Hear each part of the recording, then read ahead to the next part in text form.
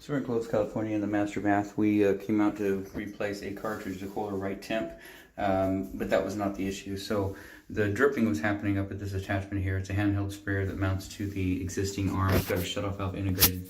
The only thing that was happening right here was this piece right here was spraying water according to the tenant.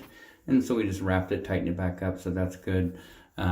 We did check it, the hose, just to make sure. We took this apart here and put the hose down in the shower and drained it all the water, so it's not leaking. We were under the impression, based on the conversation with the landlord, the owner of the home, that that this was not shutting off all the way and water was dripping out of the hose. It's not. So anyways, that part's repaired. Just tighten it up, and then we're going to take another look at another little project while we're here.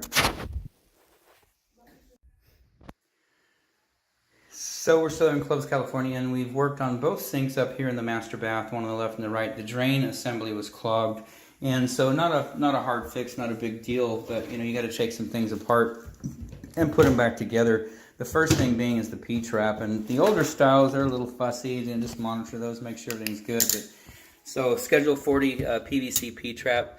None of the plumbing down here is ours. All we did is we took apart that nut right there, dropped the P-trap, cleaned it out, and then the assembly, the metal part that goes up through the sink, all that was filled with hair and soap and whatnot. So that's all clean now. Everything runs good. Same thing on the sink on the right, so both sinks have been cleaned out. We did have to adjust this pop-up assembly here. It was sitting down too low, and so we got that adjusted.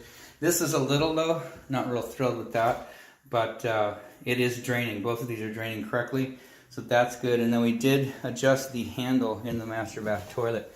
So this guy had a lot of play to it, and what happens when you have too much play, which is because the chain is too loose on the inside of the tank, is you'll go to flick it, and because there's so much play, you hit it and it does a half flush, but the debris doesn't go down, whether it's liquids or solids in the bowl, it doesn't flush all the way. So we took all the slack out of it. You can see there is zero play in there. Flapper's closed, so the water's shutting down and it's not leaking from the toilet. But when you flush it, you know, you still can't flick it. I mean, honestly, you should take this thing and do a press, and it should dump all the water out of the bowl.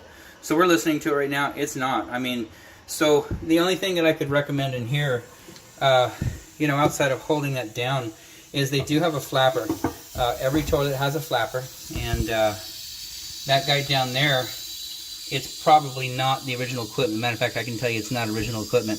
And sometimes they hang up. You know, this is a Sterling toilet, which is Kohler product, and you put a generic flapper in there, and it opens up a little bit and then slams back down before the water gets out of the tank, and then you don't have a full flush. So you could go back to this model number, which is the, I think it's the 14038, or either that or it's the 404515 is the tank number, and that would tell you what replacement parts go in here.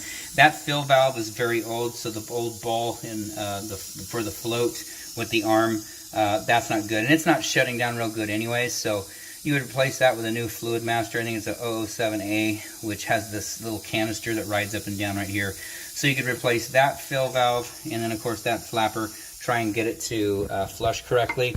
I mean, I know it's inconvenient, but it will function. If you hold this guy down and, you know, just activate it and hold it down and flush. Like I say, I know that's not correct, but it's not my toilet. I didn't design it. You know, I have adjusted what we can out here, which is the play and the lever, and that's done. The only thing we can do inside, like I say, is replace the fill valve and the flapper, and then of course you've spent more money on the toilet. So anyways, we're done in the master bath. We're going to go downstairs, take another project before we go.